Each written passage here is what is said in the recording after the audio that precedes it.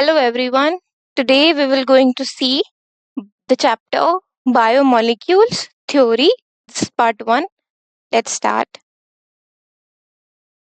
Disclaimer. The images used in our slide deck are for educational purposes only. We respect the intellectual property rights of original creators and owners of these images. If you are the owner of any images used in this deck and have any concerns or issues, please contact us at sathee@iitk.ac.in and we shall remove the images. Some important topics which we will going to cover today are first carbohydrates, monosaccharides, structure and isomerism, oligosaccharides, and lastly we will conclude by summary. So let's start with our first topic, carbohydrates. Biomolecules are the complex lifeless organic chemical substance. These build up living organisms and are required for their growth and maintenance. So biomolecules are lifeless organic chemical substances and they build up living organism and they are required for the growth and the maintenance of the living organism. Carbohydrates, proteins, nucleic acids, lipids, etc. are the example of biomolecules. These biomolecules interact with each other and constitute the molecular logic of life processes.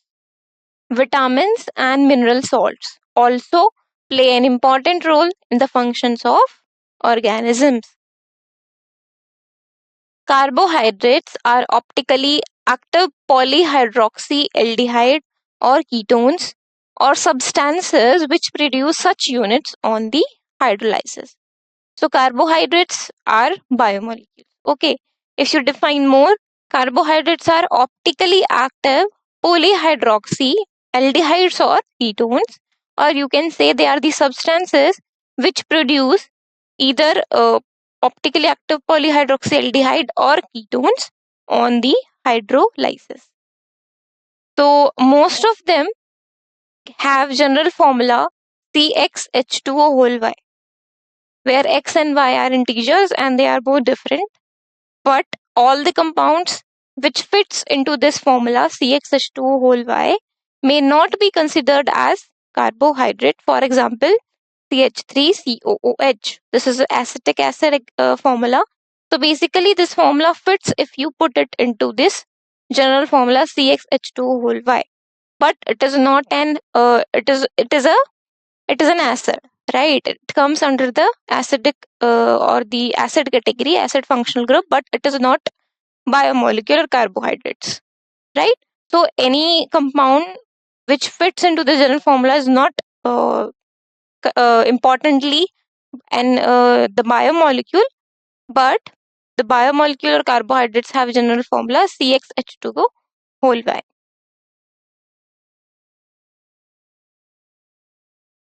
Carbohydrates are also known as saccharides and classified according to their behavior towards the hydrolysis. So basically, if you want to see that under the carbohydrates, what are the categories comes. So basically, we divide the carbohydrates according to their performance, according to their behavior, which they will react on hydrolysis. They will show on hydrolysis. And carbohydrates are also known as saccharides.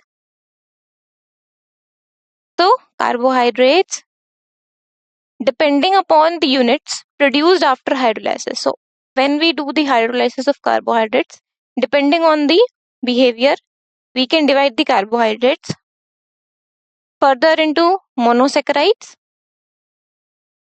which are simplest saccharides which cannot be hydrolyzed to smaller molecules. So monosaccharides are simplest form of saccharides which cannot be hydrolyzed into the smaller molecules. Second comes under the category of like behavior towards hydrolysis of carbohydrates are oligosaccharides. They yield 2 to 10 monosaccharides on the process of hydrolysis. So when you do hydrolysis with the oligosaccharides carbohydrates, they will provide us 2 to 10 number of monosaccharides. Okay, because if a monosaccharide is given one monosaccharide on hydrolysis, that means that will come in the category of monosaccharide. But if any carbohydrates giving us 2 to 10 number of monosaccharides on hydrolysis, that means it will come under the category of oligosaccharides. They are crystalline solids soluble in water and sweet in taste and collectively called sugars. Oligosaccharides are crystalline solids and they are soluble in the water and they are sweet in the taste and collectively they are called as sugars. Except sucrose, all are reducing sugars. So basically, sucrose is not a reducing sugar. So except sucrose, all the sugars are reducing sugar that can be reduced. Third category is polysaccharides. They hydrolyze to yield large number of monosaccharides. So when you hydrolyze a particular carbohydrates and it will give large number of monosaccharides. Large number is important. So large number of monosaccharides when you will get after the hydrolyzation of any carbohydrates, that will come under the category of polysaccharides. And amorphous solids, insoluble in water and tasteless, and those are called non-sugars. So polysaccharides are amorphous solids, they are not crystalline, but they are amorphous. They are insoluble in the water and they are tasteless. They don't taste sweet and thus they are called as non-sugars. All polysaccharides are non-reducing sugars. So all the polysaccharides which on hydrolysis giving large number of monosaccharides are non-reducing sugars. They cannot be reduced. On the basis of functional group present, monosaccharides are classified as follows. So if you want to divide or categorize monosaccharides, so on the basis of functional group present in the particular monosaccharides, we can classify them as aldose, which mainly contains aldehyde group, as the name says, along with hydroxyl group. So OH group and CHO group both are present in the aldose. For example, glucose and galactose. Glucose and galactose both comes under the category of aldose because they contain an aldehyde group and hydroxyl group in the structure of them. Second category is ketose, which mainly contains ketone group as name says, along with the hydroxyl group, that is OH group, right? For example, fructose. In the fructose structure, a ketone group and a hydroxyl group both are present. That's why it comes under the category of ketose, monosaccharides. So there are two types of monosaccharides, aldose and ketose.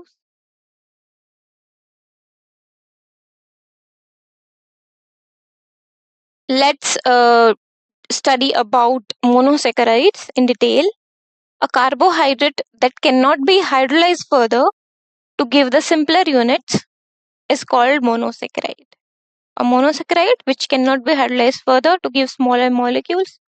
For example, glucose, fructose, galactose are hexose.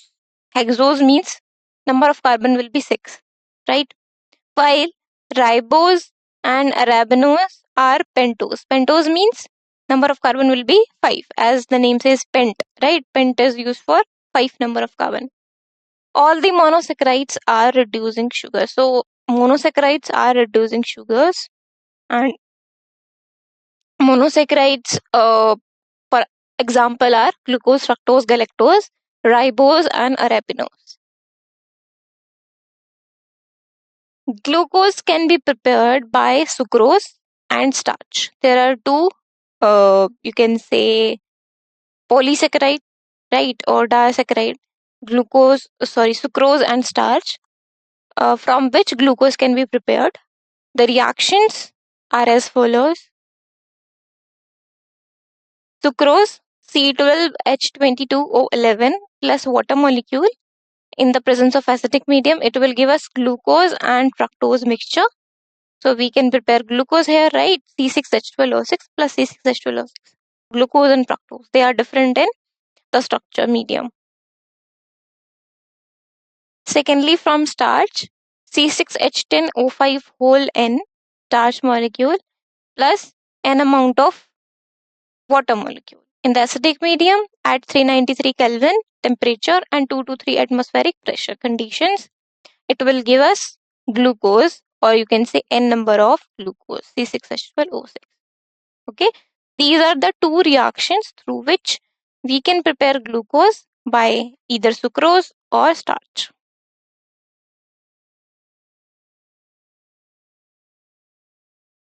Some important properties of glucose are as follows.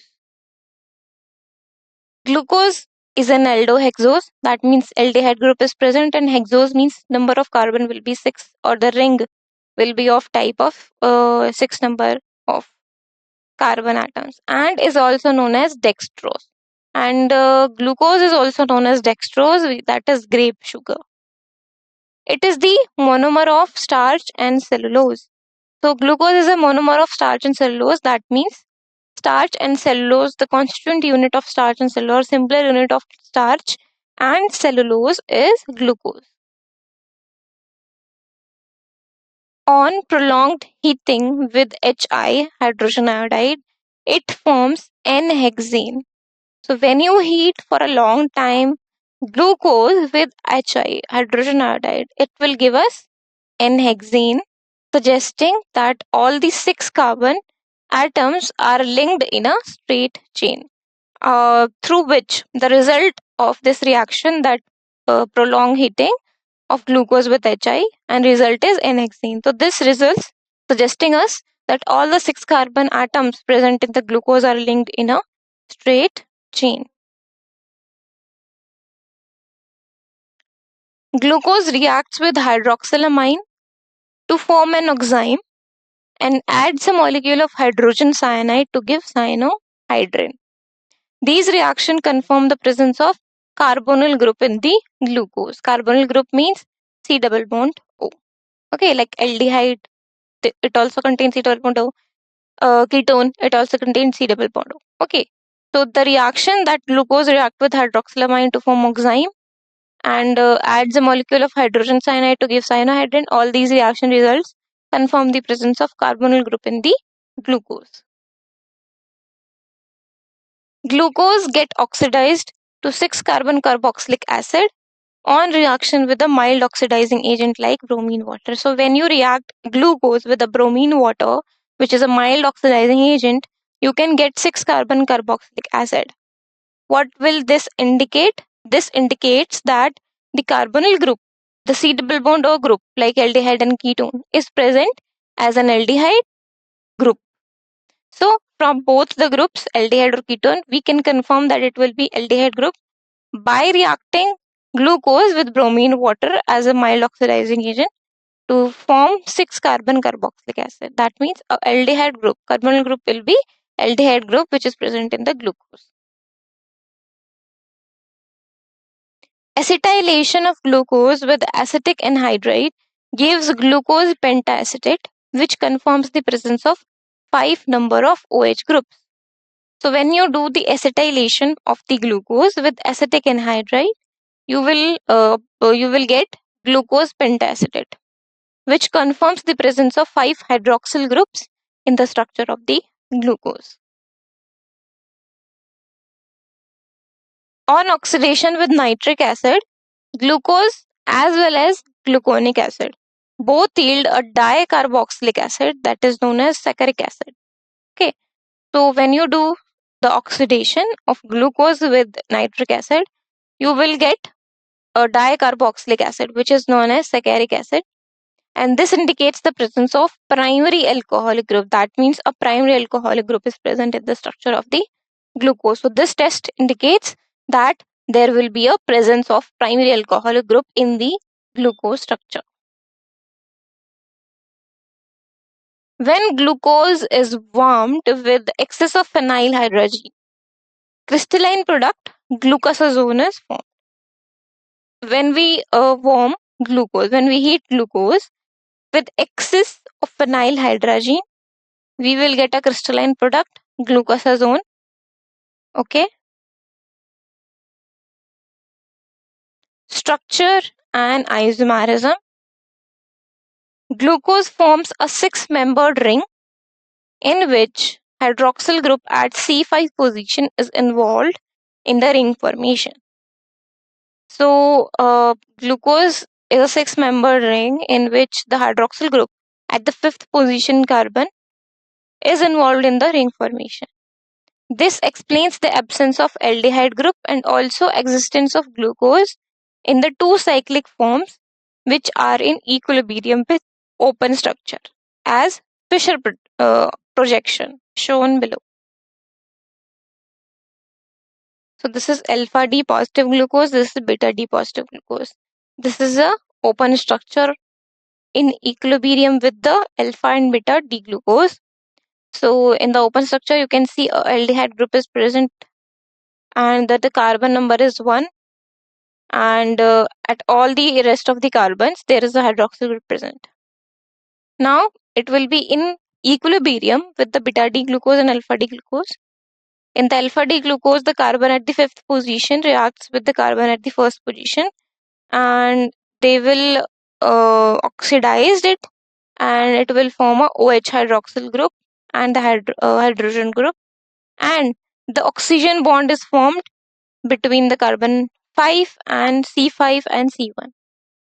This is alpha D positive glucose. In the beta D positive glucose, again we have a carbon open structure. We have glucose open structure where on the fifth carbon and in between the carbon number 1 and carbon number 5 there is oxygen bond, and at the first position the aldehyde group gets oxidized and there is attachment of hydroxyl group and hydrogen. Okay, so these are the structures of alpha D glucose and beta D glucose, two cyclic forms which are in equilibrium with the open structure as a Fischer projection.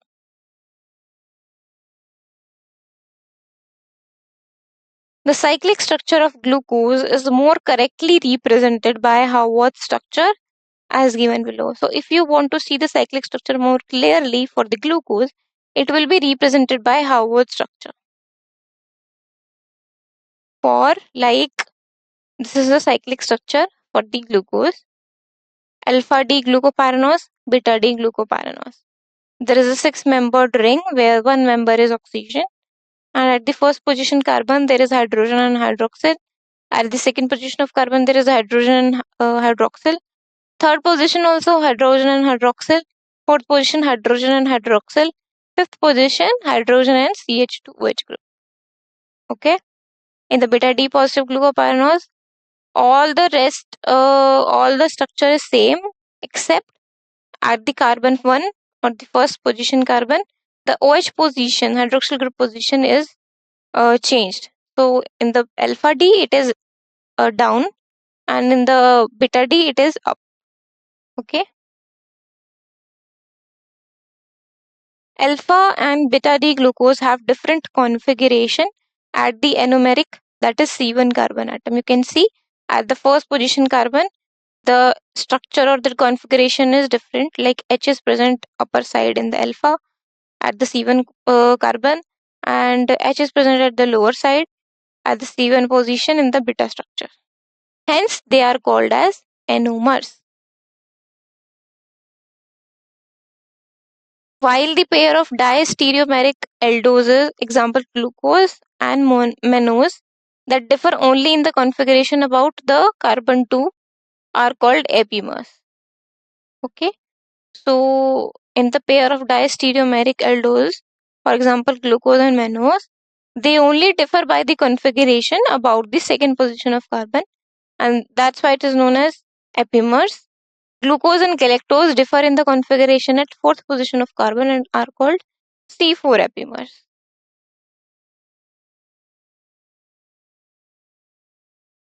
Fructose is a functional isomer of glucose and has ketone group. Okay, so fructose is a functional isomer of glucose. It is obtained along with glucose by the hydrolysis of disaccharide sucrose. So when you do the sucrose hydrolysis, sucrose is a disaccharide, that means it will contain two monosaccharides, or it will give us two monosaccharides when you do the hydrolysis of sucrose. So on this hydrolysis of sucrose, we will obtain glucose and fructose. It exists in two cyclic forms. So sucrose, it exists in two cyclic forms which are obtained by the addition of OH at C5 to the CO group. The ring formed is a 5-membered ring and is named as furanose. So fructose exists in the two cyclic forms which are obtained by the addition of hydroxyl group at the 5th carbon and C double bond O group. The ring formed is a 5-membered ring in the case of fructose and it is named as furanose. So ring name will be furanose. You can see this is alpha D negative fructofuranose, in which you have oxygen bond between the C5 carbon and the C2 carbon, or you can say where the carbonyl group is present. Like if you see the open structure, at the 5th carbon, 4th carbon, 3rd carbon, hydroxyl and hydrogen group are attached. At the 2nd carbon, there is a carbonyl group. At the 1st carbon, there is a primary alcohol, right? 6th carbon also primary alcohol. So basically, it will go into these two alpha D negative and beta D negative fructofuranose, where there is a bond between the 5th position carbon and the 2nd position carbon attaching towards each other and in between, like attaching through the oxygen, right? I'm giving the following structures.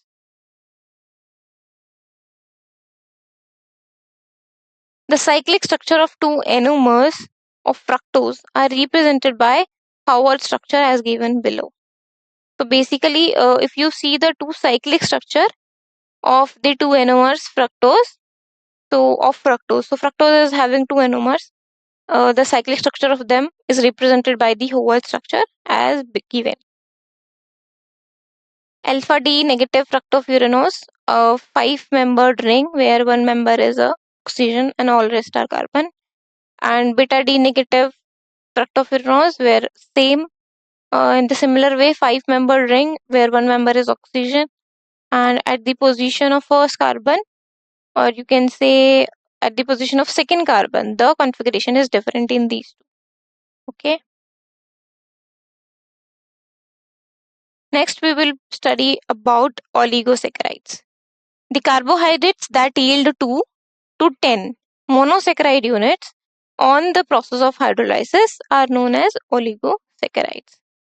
These are further classified as disaccharides. If you get on hydrolysis, if you get 2 monomers, the oligosaccharide will be disaccharide. If you get 3 number of monomers after the hydrolysis, you will name the oligosaccharide as trisaccharides. And if you will get the 4 number of monosaccharides after the hydrolysis of oligosaccharides, it will known as tetrasaccharides. On the basis of number of monosaccharides units obtained on their hydrolysis. Yeah. So when you do the hydrolysis of oligosaccharides, the number of monosaccharides you will get, you can name them as disaccharides, trisaccharides, and tetrasaccharides, etc. For example, disaccharides like sucrose, maltose, lactose, etc. They are called as disaccharides because on hydrolysis, sucrose give 2 units of monosaccharides, maltose also and lactose also. Triaccharides is like raffinose, and tetrasaccharides is having stachose. Okay, these are the examples of disaccharides, trisaccharides, and tetrasaccharides. Except sucrose, all other disaccharides are reducing in nature and hence are called reducing sugar. So sucrose is a sugar. Excepting this, all other disaccharides are reducing in the nature and hence they are known as reducing sugars. They can be reduced. In disaccharides, the two monosaccharides units are joined together by an oxide linkage formed by the loss of a water molecule This linkage is known as glycosidic linkage. So in the disaccharides, two monomer units, if you do the hydrolysis of disaccharides, you will get two monomer unit, right?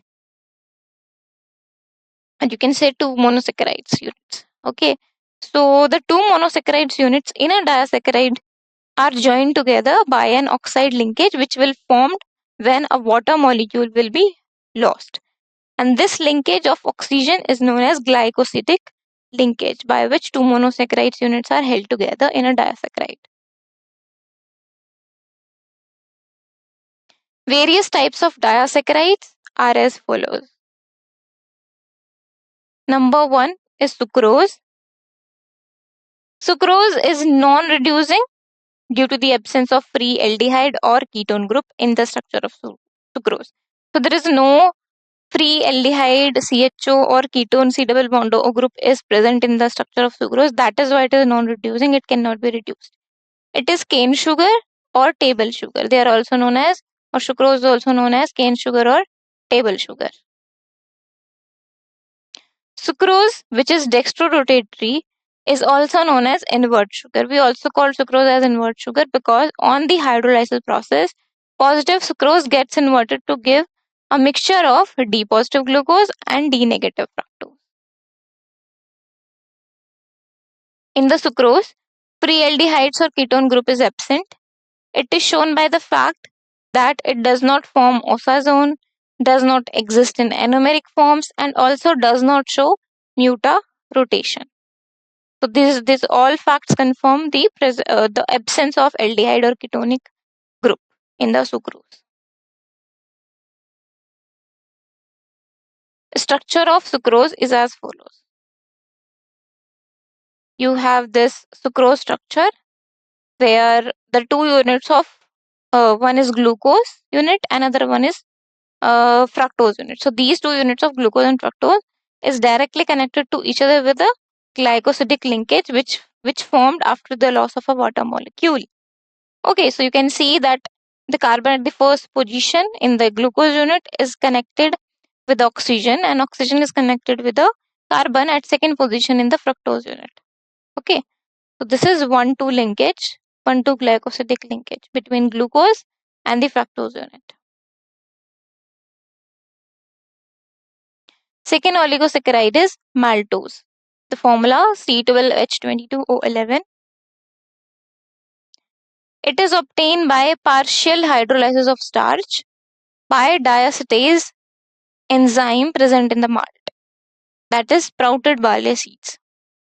So basically, maltose is obtained by the partial hydrolysis of starch by diastase enzyme, okay, present in the malt.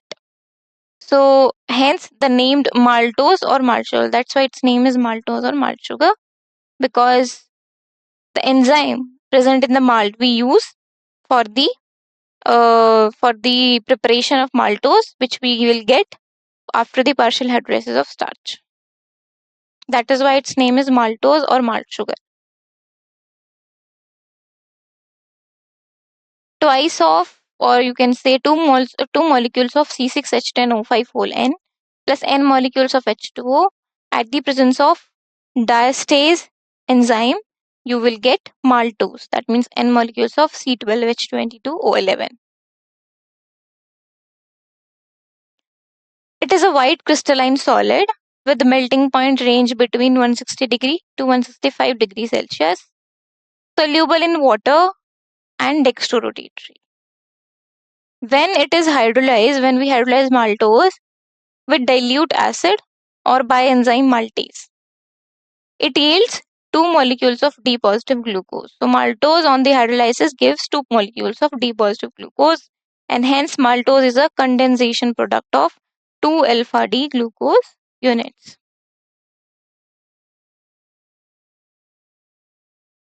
This is a structure of maltose where 2 alpha D glucose are joined together by the glycosidic linkage, which is formed after the loss of one water molecule.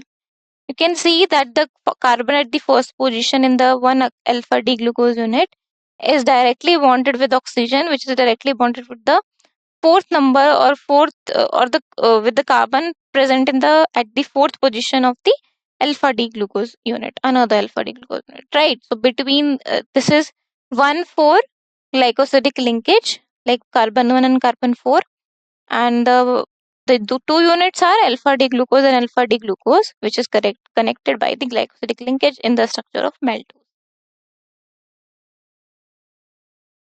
Maltose is a reducing sugar. It is a reducing sugar. It can be reduced. It reduces Fehling solution, Tollens reagent. It forms an oxime and an osazone and undergoes mutarotation. So every property is included. Like it can reduce Fehling solution, it can reduce Tollens reagent, it forms an oxime, it also forms an osazone, and it undergoes mutarotation. And it is a reducing sugar. This indicates that at least one aldehyde group is free in the maltose. So all these properties shown by the maltose because it indicates that at least one free aldehyde group is present in the maltose structure.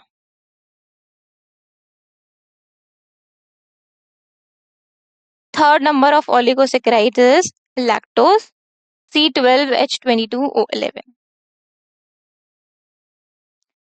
It occurs in the milk of all animals, milk sugar. It is a white crystalline solid with melting point 203 degrees Celsius, and it is soluble in water, and it is dextrorotatory. It is hydrolyzed by dilute acid or enzyme lactose. So we can do the hydrolysis of lactose by reacting it with dilute acid or in the presence of lactose enzyme to an equimolar mixture to give the equimolar mixture of D positive glucose and D positive galactose. Lactose is a reducing sugar. It forms an oxime and osazone and also undergoes the mutarotation. It gets hydrolyzed by emulsin also, an enzyme which specifically hydrolyzes beta glycosidic linkages. So there is an enzyme known as emulsin. Okay, so there is an enzyme known as emulsin. It lactose hydrolyzed by emulsin also, which is an enzyme specifically for the hydrolysis of beta glycosidic linkages or any compounds in which beta glycosidic linkages are present. We used emulsin enzyme for the hydrolysis of them. So lactose is the one. This is the structure of lactose, where beta D galactose and beta D glucose are attached with the 1,4 glycosidic linkage. First carbon in the beta D galactose and the fourth carbon in the beta D glucose are attached together or linked together with the oxygen bond, which is known as 1,4 glycosidic linkage. So this is the structure of lactose containing beta D galactose and beta D glucose units. Okay, so we are at our summary slide. So all the basic concepts which we cover today are as follows. Carbohydrates are a class of biomolecules that serve as the primary source of energy for the living organisms. Monosaccharides are the simplest form of carbohydrates consisting of single sugar molecule because they cannot be furtherly hydrolyzed. Aldols contain an aldehyde group that like CHO, and ketones contain a ketone group that is C double bond O. Monosaccharides can exist in different structural forms, including linear, cyclic, and isomeric structures. Oligosaccharides are short chain of monosaccharides linked together through glycosidic bonds, because on hydrolysis oligosaccharides give 2 to 10 number of monosaccharides which are linked together through the glycosidic bonds. So these are some basic concepts which we cover. That's all. Thank you.